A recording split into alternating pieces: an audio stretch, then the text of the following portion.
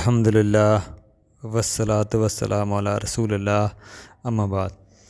دیکھیں تجارت کے مسائل کے اوپر ہم یہ موضوع ہے، اس کے اوپر کوئی دیکھ رہے ہیں ہم پیچھے بھی ہم نے کوئی تجارت کے مسائل، احکام، کیا کیا شرطیں ہیں وہ دیکھی ہیں۔ دیکھیں جس طرح عبادت کو سیکھنا ہم پہ فرض ہے، اسی طرح ہم کو تجارت کے مسائل جاننا بھی ضروری ہے کہ کیا تجارتیں جائز ہیں، کیا تجارتیں جائز نہیں ہیں، یہ سارا ہم کو سیکھنا چاہیے۔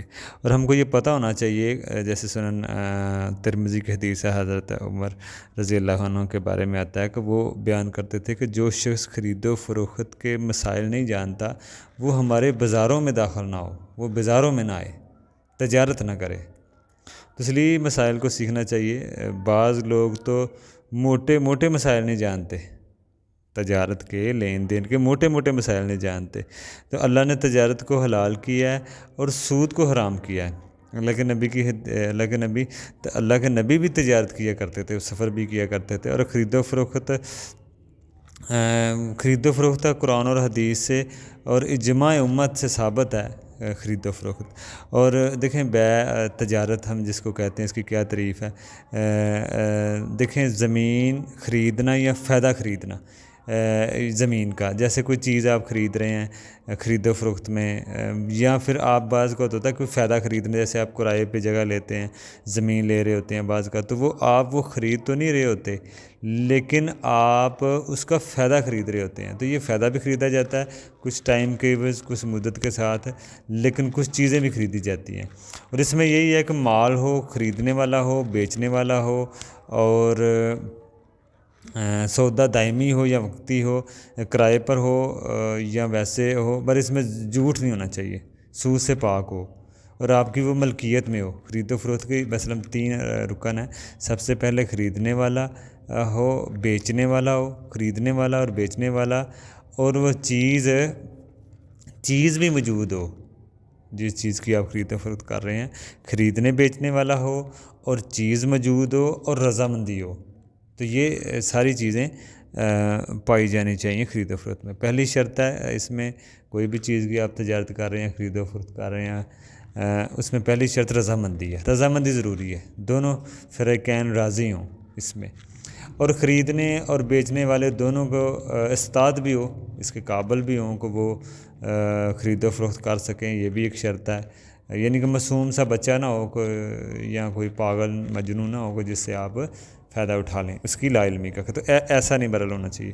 تیسری شرط وہ چیز حلال ہو، جس چیز کی بھی آپ تجارت کر رہے ہیں وہ چیز حلال ہو، حرام نہ ہو، ٹھیک ہے نا۔ اور وہ چیز کے آپ مالک بھی ہوں، وہ چیز حلال ہو اور حرام نہ ہو، اور وہ چیز کے آپ مالک ہوں یا مالک کی طرف سے ہوں۔ جیسے کوئی چیز کا مالک تو نہیں ہوتا لیکن مالک نے اس کو منتخب کیا ہوتا ہے آگے یہ فروخت کریں، ملازم ہوتا ہے جیسے ایجنٹ ہوتا ہے، تو یہ اس کی طرف سے ہو۔ دیکھیں اس میں ایک اور چیز ہے، بعض لوگ چیز کا سودا کر کے بعد میں مارکیٹ سے لا کر دیتے ہیں، تو یہ غلط ہے، یہ شکل جائز نہیں ہے، کیونکہ اللہ کے نبی کی حدیث ہے جو چیز آپ کے پاس نہیں ہے وہ مت بیچیں۔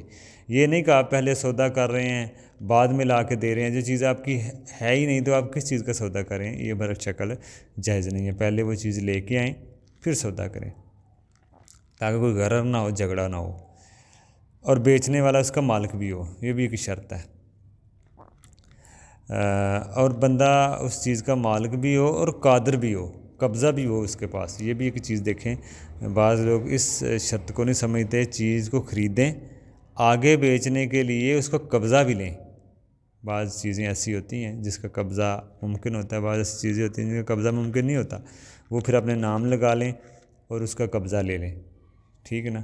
جیسے مکان ہے یا دکان ہے، پلاٹ ہے، وہ اپنے نام کرائیں، قبضہ بھی لیں پھر آگے بیچیں۔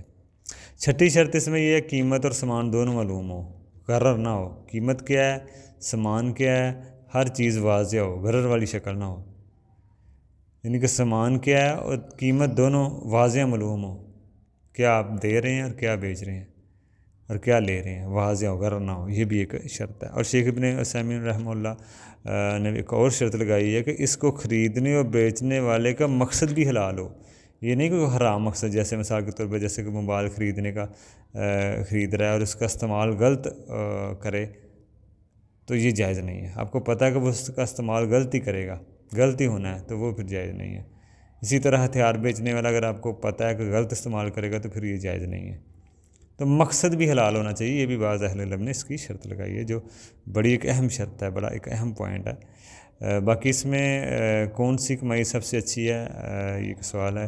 پاکیزہ ہے، اللہ کے نبی نے فرمایا آدمی کی اپنی ہاتھ کی کمائی سب سے اچھی ہے، جس میں ہاتھ مراد اس میں یہی ہے کہ جس میں ہاتھ انوالو ہو، اپنے ہاتھوں سے وہ اعضاء سے وہ محنت کرتے ہیں، جس میں ہاتھ انوال ہو، آدمی اپنے ہاتھ سے کمائے۔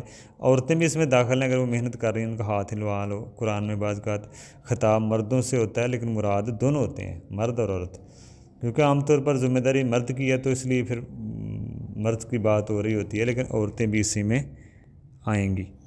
تو یہ اس میں بات ہے کہ عورتوں میں جیسے سلائی وغیرہ ہوتا ہے، وہ سلائی وغیرہ میں محنت کرتی ہیں، ہاتھ انوال ہو رہے ہوتے ہیں، وہ سبھی اسی میں آئیں گے۔ مردوں کا زراعت ہے، کتابیں وغیرہ جس میں ہاتھ سے کوئی چیز بنتی ہے، جیسے داؤد علیہ السلام کے بارے میں آتا ہے وہ زرہ بناتے تھے۔ تو یہ اس میں شکلیں ہیں۔